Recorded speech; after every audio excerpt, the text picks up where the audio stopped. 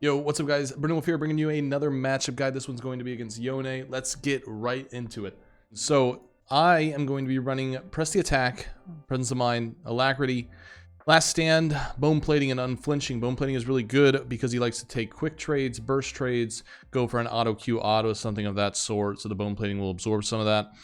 Press the Attack is the only weird thing. Why do I like to take Press the Attack in this lane? It's because I'm either going to go Stride Breaker if the enemy team is super squishy, or I'm going to take Triforce if the enemy team has a little bit of tankiness, maybe like a tanky jungler and a tanky support, something like that. But preferably I would like to go Stride Breaker and get super ahead and then just snowball off that. So first thing we're going to do here is I know that I'm going to be fighting early. I know that for sure. So I'm going to go ahead and wait until 1:30, and I'm actually going to put a ward down in this bush just so I can make sure that I don't get ganked. So when we get to lane, what we're looking to do is break the wave, make it a little bit uncomfortable for him. That might be an auto attack on the first minion, or maybe an auto attack on the middle of the casters. Shout out Mason for that. And break the wave a little bit and make him feel a little bit uncomfortable where he has to walk up into non-advantageous places. His positioning is going to get a little thrown off, so I can look for trades. So what I'm really looking to do is hit level 2 first so that I can go for an all-in basically. So you'll notice that we're going to go for pokes on the early levels, and I'm always looking to do like a Q, and if I can't get the auto without him hitting his Q back, then usually I'll walk away, trying to keep a bit of a distance using my movement speed to also avoid his Q. So his Q actually does have a little bit of a longer cooldown, especially in the early levels, so it's a 3.69 second cooldown on his Q. So I know that I can have a little bit of leeway to move in and out. So if there's ever an opportunity for me to take a trade, I really want to. I want us to both be at like half HP by the time that I hit level 2. So this is a good trade. Backside auto into a front side. Now he's got his 3Q. I'd rather not get hit by that. I do unfortunately get hit by that. That's not a very good trade. Don't want to do that. But we're rushing level 2 now. So now we have level 2 and we can just go all the way for an all in here. Slide parry. First blood. So why does he take so much damage, right? He's got very low armor. The base armor, and then he's going to take 1 armor equip most likely, put him at 36, which is only a 26% reduction. I'm also doing true damage, and I'm also doing damage with PTA as well. So just in this first initial interaction, I'm counting my minions, he's probably counting his, but all I need to do is hit level 2 first, right? And I know that I can get the kill very easily. So by him taking the trade on me here, this is a little bit of a bait, yes. I know that I need 2 more minions, 1, and then I'm going to go for this one, and my Q is going to come back up here in a bit, and I want to play aggressive and walk in front of him as fast as possible. I also have my parry now, and he does not. He's still 2 minions off. He uses 3Q for me, so I take advantage of the level advantage here. Perfect, and that's just first kill, and we get the flash out as well. So now he's going to have to use teleport to get back to lane. Now, if you can make this happen, if you can get 2 kills before you back, it's over. It's over, and that's the goal. That's what I go for every time, is the 2 kills in the first back. And you'll notice that Press the Attack already did almost 100 extra damage for me there, and I mean, that is at level 2. That's when he's still level 1 and I'm level 2. So Press the Attack is huge for my trades, but I also need to be careful. If you notice, I didn't do any long trades, right? It was just like a Q, run away, a Q, run away, look for level 2, and then once I have level 2, I go for the all-in. Long trades are really bad against Yone. I don't want to let him get lethal tempo. If he gets lethal tempo, I lose. He's got 0 uptime on it. I want him to stay at 0 uptime on lethal tempo. Right, so now I want to take the trades again to be a little aggressive. I do have level advantage. I'm about to hit level 3 as well. So his shield is gone. Also, that's a super long cooldown as well, by the way. His W is a 12.5 second cooldown for that shield. When he uses that and the shield falls off, you can look for an all-in there as well. Also, another thing is his E is on a long cooldown, 22 seconds as well. And you'll notice how we play the E once that comes around. I'll show that. So I'm going for this trade because I have a level advantage, and in this lane, level advantage is king. Level advantage is the most important thing. So I have level advantage, so I'm allowed to do this. Auto E, E2. All right, I'm really low, but what does Yone do? Yone auto attacks. I have my parry still available. I am ready for anything. If he was to hit level 3 and go for E, I can always parry, and then I can parry auto, Q auto, before he can even get an auto attack off because the slowed attack speed that parry would do. So this is where I can look for a little bit of a bait. Just fake the recall a little bit, make him feel like maybe he can get the kill, make him feel something. We flash right in, and we just go for the kill. We just get the kill because he's so squishy. He's so squishy. I don't really need too much. He's got pretty low HP, low armor, 250 here. I can feel pretty confident with this as long as I can hit the vital and then use my parry. So boom. And the reason I parry this way is because you would assume this is kind of like a little trick that I do a lot that I don't feel like I talk about too much. I parry in the direction that I think the enemy is going to walk. So I'm assuming he's going to walk back to tower. So I'm parrying this way as if he's going to walk this way. So we get this kill. Boom, this lane is over. It's over. We got the 2 kills that we needed. We got the 2 kills that we needed. We can shove this in. Boom, wonderful. Now, what are we going to buy? It just really depends. Like I said, it's either going to be Stride Breaker. If I feel like I am going to just completely snowball the enemy team is very squishy, this could be a Stride Breaker game. For sure. Or I'm going to take Triforce. Now, in this game, I believe that I went for Triforce only because I had Yone and Rengar, and I felt like Jinx is kind of fast. I want to be able to catch up with her. Stridebreaker would help me with that too.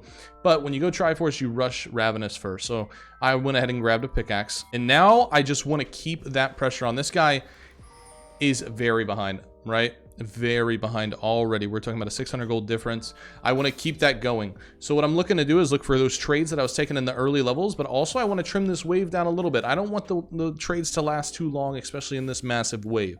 I would like to just hit him with something and then kind of auto EQ. And then what do I do here? So he uses the E. We want to split the gap. The thing with Yone E, especially when I take a trade like that, if he uses his E to get away, he's already lost the trade. So I want to split the gap here. I want to be able to actually pump out as much damage as I can to him while he's running away, but then also be ready to get back to him when he gets back to his actual body. So you'll notice we kind of give it up here. I'm turning around. I knew that that was too far away and I wouldn't be able to reach him if I was to slide parry into it. So I turn around on that. So he could keep running. I mean, he could probably make it all the way to the tri-bush, but that's completely irrelevant. It doesn't matter if he does that, right? I just want to get ready and get set back up for this. And I did want to trim the wave down a little bit. I didn't do that. Preferably you would want to trim the wave down because I'm taking a lot of damage from minions. But once again, he dies again. So what happens here? We look for the trade. We slow it down a little bit. We're going to auto. We're going to Q auto E.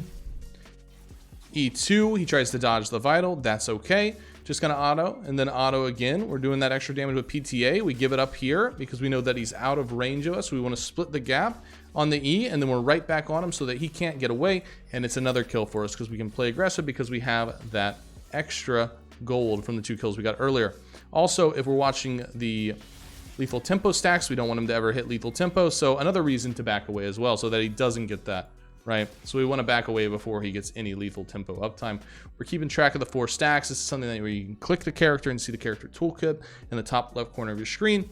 And we just want to make sure that he doesn't get that ever. And obviously, he doesn't. Those are the trades that we want to take. Something that isn't going to allow him to reach the 6 stacks where he's maxed out. Now, at this point, I would assume that either he's going to get some help or he's going to start playing very cautiously. We don't want to be too aggressive. We don't want to throw our lead. We can kind of do whatever we want. Notice how we freeze the wave here. We grab 5 casters here. 4 casters is the perfect freeze. This one was a little low, so I just let it sit at 5. So right when he comes back to lane, I'm doing the same thing. This is a fast trade. I just Q in, auto, E, E2. Right? We just do the trade and we back away. No lethal tempo for him. That's all I want. I'm not going to try to overdo it or go for any all-in or take any unnecessary damage. There we go. Cool, now I'm going to wait for my cooldowns again, and I'm going to try the same thing. So I'm positioning on the vital. Now, I missed the parry. You can always parry the 3Q, and it does have a little bit of an animation, so it has some time to it. So this is something you always want to look for as well. Notice how you're always going to know. But it's kind of a guess as well, unless he's going at you, then you know. Now, on my screen, by the way, I do remember playing this game. I do end up seeing Rengar right here. I'm pretty sure his E gives me vision of Rengar. Oh, I saw him here, and I was like, oh, okay, I'm out. So don't want to die. We don't want to risk giving any shutdown or letting Yone get back into the game because Yone will snowball off you. Yone will snowball, and Yone can absolutely dominate you if you let him. So you just can't give up any shutdowns. So Yone's about to do something really silly here. I do remember this. Don't expect this type of play from Yone. I was being a little bit cocky here. I probably should have left because I do have teleport available. I do stay, and the Yone just really trolls it.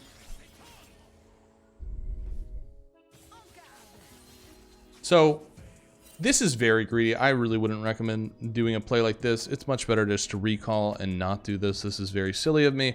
300 gold shutdown. Why would I want to give him 300 plus 300 and give him 600 gold when I have a 1k lead and then possibly have him give up my 1k lead and split it in half and have a 500 gold lead. This is dumb. This is a bad play. I get the kill. It doesn't matter. It's a bad play. Don't do that. It's not worth it, especially when you have a shutdown. You should always be tracking your shutdowns and make sure that you realize that you have them, right? And not to give them up. So at this point, we are now level 7, and he is now level 4. He should never be able to play the game again, so I can slow. I don't have to do anything anymore. I've already done my job. And a lot of Yones are going to be very aggressive in the early levels, and that's what allows us to be able to make these plays early. So now I can just slow push back, maybe ask my jungler, depending on what jungler I have, if if it's somebody with a lot of CC like a Gragas, a Rek'Sai, I can make these, slow push these waves, build them up, and then go for a gank. You know, my Karthus is here. If it was somebody else, I could start pinging right now, a little double ping assist. Hey, I'm about to dive this guy. Can you come help me? And then we put him further and further and further out of the game. Same thing as before, just that same trade. That QN auto E2, that same trade where we're closing the gap, but also taking a really nice trade on him. And now, obviously, what you might notice is he might EN after you as you're running away. You can just parry him. You can just parry and then Q away. And then wait on your cooldowns. You'll still win the trade. You just parry him and walk away. No problem there. So now, this is me being silly again, I believe, here, where I go for the dive.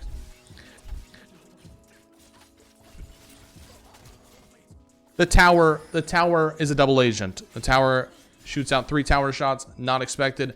Bad play. My apologies. Now, this does cut the gap pretty big. Let me just show you what a bounty does, by the way. Let's just look at what a bounty does really quick when you give up a bounty. Let's just see this really quick, okay? He has 1,800 gold. I have 3,600, right? This is almost a 2k gold lead, almost 2,000 gold at 7.5 minutes. That one kill cut that gap down to 1k. That's how important bounties are to not give up. Just keep that in mind. That is just so bad of me to even do. I really thought I was going to get that kill. But even if I get that kill and I trade it, if I trade that kill, he gets bounty. He might miss the minions, but it doesn't matter because he gets bounty gold. So that is a very massive mistake. So now I'm going to play much more proper and not do anything silly. We're just last hitting. We're doing the whole slow push thing. We're doing the same trades, Q auto E2. And now at this point, I'm going to play the dive much safer. So I want to dive him still, but I just want to play it much safer. So anytime, I don't want to use my parry yet because I want to go for the dive. He goes right back in. Now, how are we going to do this? Basically, I just want to scare him. I want to scare him into using his R. His R is very delayed. As long as I have parry, I should never miss the parry. It takes a long time for his R to go off. It's like more than a second. More than a second. So what am I going to do? He uses his shield. We know that the shield has a pretty decent cooldown, right? So he doesn't have it anymore. We're just going to ult him. We're just going to ult him and see what he decides to do. Now, see how long this takes here? You can always parry off the ulti. Always. You can even slide parry and catch it. I was just a little bit too far away. I was trying to guess what he was going to do. I tried to catch it. I was a little late. Had to use flash. But that's okay because we get the kill. So that's fine. So laning phase is over. This guy is quite far behind. I mean, 2,000 gold. And we just win the side lane at all times now. So there's no more concern for Yone.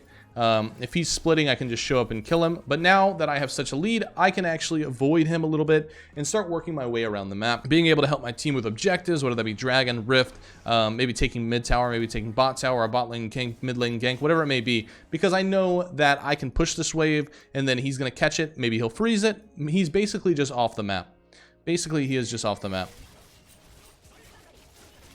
Figured he would go for me there. This is fine. Nobody dies. Nothing really happens here. A little bit of fighting.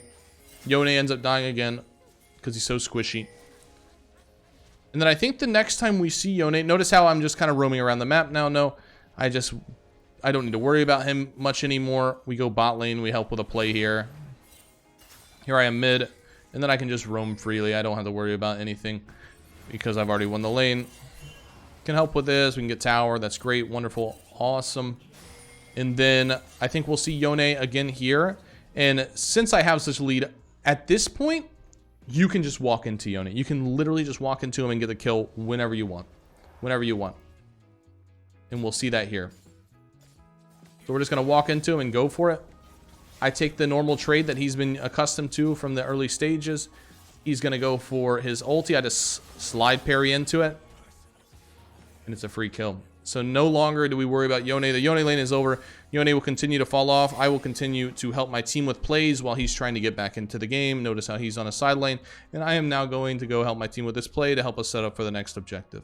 So basically the remainder of this game basically goes like that. I don't fight him anymore. This is basically how I'm going to play the lane every time. And this is basically how you should play the lane every time. And that's going to lead to the victory screen. So that's how you play against Yone. And that is the video, guys. I hope you guys enjoyed the video. I hope this video helps you out in your next matchup against Yone when you're playing Fiora. Get that LP. And until next time, peace out. Love you. Bye-bye.